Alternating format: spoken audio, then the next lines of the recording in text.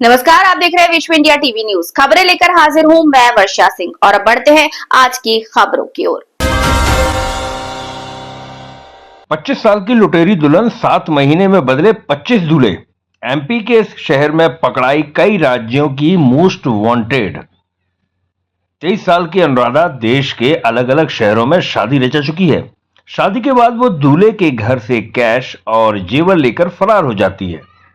हाल ही में उसने भोपाल के युवक से 2 लाख रुपए लेकर विवाह रचाया था। मध्य प्रदेश की राजधानी में भोपाल और राजस्थान पुलिस ने संयुक्त कार्रवाई करते हुए देश के कई राज्यों में मोस्ट वांटेड लुटेरी दुल्हन अनुराधा को गिरफ्तार कर लिया है।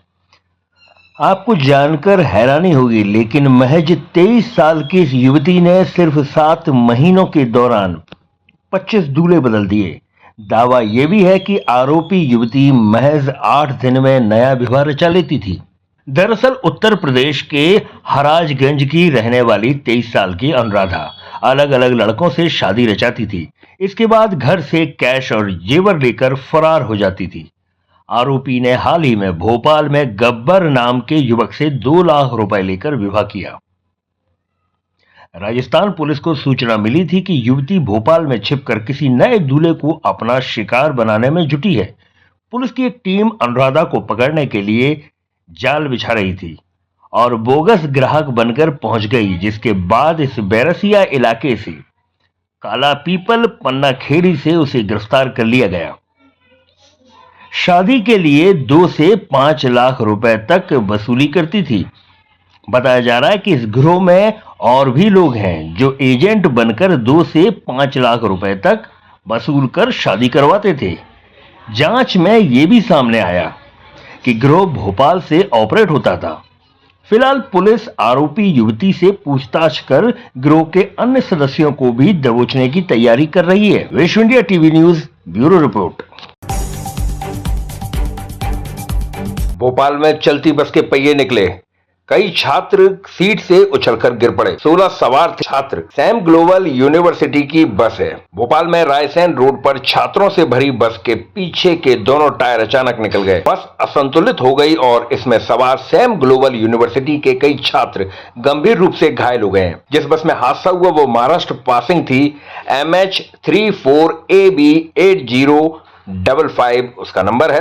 हादसा बुधवार दोपहर करीब 12:30 के आसपास में हुआ, जब आयुर्वेदिक डिपार्टमेंट के 16 स्टूडेंट बस से कॉलेज जा रहे थे। 5 घायल छात्रों को फौरन अयोध्या नगर स्थित एक मल्टी हॉस्पिटल में एडमिट कराया गया। प्रत्यक्षदर्शियों के मुताबिक बस में तेजी से कंपन हुआ, फिर जोरदार आवाज के साथ टायर अलग हो गए। उसमें कई छात्र सीटों से उछलकर गिर पड़े, जो कि आप तस्वीर में देख सकते हैं। एनएसयूआई बोली, फिर फिटनेस के बिना दौड़ रही है बस। इस हादसे के बाद छात्र संगठन एनएसयूआई ने शासन और प्रशासन पर लापरवाही का आरोप लगाया। प्रदेश उपाध्यक्ष रवि परमार ने कहा कि कुछ दिन पहले ही भोपाल में एक और बस का हादसा हुआ था, लेकिन उसके बावजूद बिना फिटनेस के स्कूल बस और कॉलेज की बसें सड़कों पर फर्राटे से दौड़ रही हैं। इस मामले में एफआईआर होनी चाहिए। उन्होंने चांदी द्वार देहरी से भगवान महाकाल के दर्शन किए। पंडित रमन त्रिवेदी ने पूजन कराया। इसके बाद रेड्डी नंदी हॉल में बैठे उन्होंने भगवान महाकाल का ध्यान किया। नंदी के कान में अपनी मनोकामना भी कही। मंदिर समिति के उपप्रशासक SN सोनी ने केंद्रीय मंत्री का विशेष सम्मान किया। उन्होंने भगवान महाकाल का प्रसाद और दुपट्टा भेंट किया। चिमनगंज मंडी पुलिस ने केस दर्ज कर लिया है। तिरुपति धाम में रहने वाले राजेश नागर दाल चावल के थोक व्यापारी हैं। फव्वारा चौक पर उनकी होलसेल की दुकान है। उनके परिवार में गमी हो गई थी। परिवार के लोग शाम 5 बजे पिटौल झाबुआ गए हुए थे।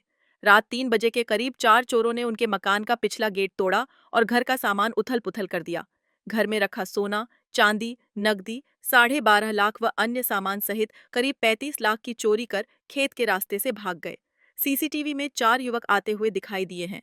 पुलिस इसी आधार पर चोरों का पता लगा रही है। राजेश की बेटी की 1 महीने पहले ही शादी हुई थी। उसके जेवर घर में रखे हुए थे। अभी इस पूरी घटना का सत्यापन किया जा रहा है। जो फरियादी द्वारा बताया गया था, चूंकि इनिशियली फरियादी घर पे नहीं था, उनकी बेटी थी, उसके द्वारा किसी भी राशि या किसी भी संपत्ति के बारे में नहीं बताया गया था। फरियादी जो पक्ष उसके आने के बाद उनके द्वारा जो फिगर्स बताए गए हैं उसको क्रॉस चेक किया जा रहा है। इन्वेस्टिगेशन में जितने भी स्टेप्स होते सारे हम लोगों ने कर लिए हैं इसमें कुछ संदेहास्पद लोग भी अभी हमारे रडार पे हैं, हम लोग जांच कर रहे हैं, शीघ्र इसका खुलासा भी करेंगे। इसका सीसीटीवी फुटेज के सामने आया है। फुटेज जो आया है वो भी आया है, इसमें पहचान भी कर रहे हैं क्योंकि संभवतः टीम चोरों की जो टीम है बाहर की है। हम लोग कुछ लोगों को आइडेंटिफाई करने के नज़दीक है, लगभग कुछ दिनों में इसका खुलासा करेंगे। भैरवगढ़ रोड स्थित संत दादू दयाल आश्रम में संत दादू दयाल जी के 18वें निर्वाण दिवस पर चल समारोह निकाला गया, जो शहर के विभिन्न मार्गों से होता हुआ सदावल स्थित दादू दयाल आश्रम पर पहुंचकर संपन्न हुआ। दादू दयाल आश्रम के पीठाधीश महामंडलेश्वर ज्ञानदास महाराज ने बताया कि आज संत दादू दयाल जी का 18वां निर्वाण दिवस मनाया जा रहा है, जिसके अंतर्गत हमारे द्वारा प्रतिवर्ष अनुसार दादू दयाल आश्रम से चल समारोह निकाला गया, जो पीपली नाका नई सड़क गोपाल मंदिर होता हुआ सदावल स्थित दादू दयाल आश्रम पर पहुंचकर संपन्न हुआ, जिसमें बड़ी संख्या में सभी अखाड़ों के संत महात्मा एवं शहरवासी सम्मिलित हुए और समापन के पश्चात भंडारे का आयोजन किया गया। ब्रह्म ऋषि संत प्रवर श्री दादू दयाल जी महाराज का निर्वाण महोत्सव मनाया गया। ऐसे महापुरुष का निर्वाण दिवस मनाया गया जिन्होंने पूरे भारतवर्ष में मानव मात्र के कल्याण का उद्योग किया उन्होंने, और जन कल्याण की भावना को लेकर के भारत भ्रमण किया, जनमानस को सद्भावना का संदेश दिया। ऐसे महापुरुष का बाबा महाकाल की नगरी उज्जैन में श्री दादूवाणी शोभा यात्रा के रूप में संत समागम मनाया गया। तत्पश्चात सभी संतों का, अखाड़ा के प्रतिनिधियों का महाप्रसादी का आयोजन हुआ। भक्तों ने, श्रद्धालुओं ने बड़ी संख्या में लाभ लिया और सदावल आश्रम पर यज्ञ के साथ में कार्यक्रम का समापन हुआ। शोभा यात्रा कहाँ से निकली थी, कहाँ पर शुरू? पिपली नाका स्थित दादू आश्रम से आरंभ होकर शहर के प्रमुख मार्गों से होती हुई, जहां समाज सेवियों ने भव्यता के साथ स्वागत सत्कार किया, वहां से आरंभ होकर के सदावल रोड स्थित दादू दयाल आश्रम पर समापन हुआ। किस प्रकार का संदेश दिया गया यात्रा के दौरान? इस यात्रा में हमारे जो शोभा यात्रा में सम्मिलित हुए बटुक श्रद्धालु संत, एक तो देशभक्ति का तिरंगा लेकर के घोड़े पे चल रहे थे, बालक बालिकाएं, और हाथी पर एक धर्म ध्वजा लेकर के चले थे। और ये संदेश ये दिया गया है कि ऐसे महापुरुष जो है जिन्होंने पूरे भारत में मानव मात्र के कल्याण की कामना के लिए उन्होंने अपना जीवन यापन किया है और निस्वार्थ भाव से जनता के लिए ही जीवन जिया है। ऐसी भावना को लेकर के लोगों को भी जो है अपने कल्याण के लिए ही नहीं, मानव मात्र के कल्याण का उद्योग करना चाहिए। ऐसी भावना और ऐसा संदेश इस यात्रा में दिया गया। आज खबरों में फिलहाल इतना ही। कल फिर मुलाकात होगी कुछ नई रोचक खबरों के साथ। तब तक के लिए आप देखते रहिए विश्व इंडिया टीवी न्यूज। अब सुनेगा भारत।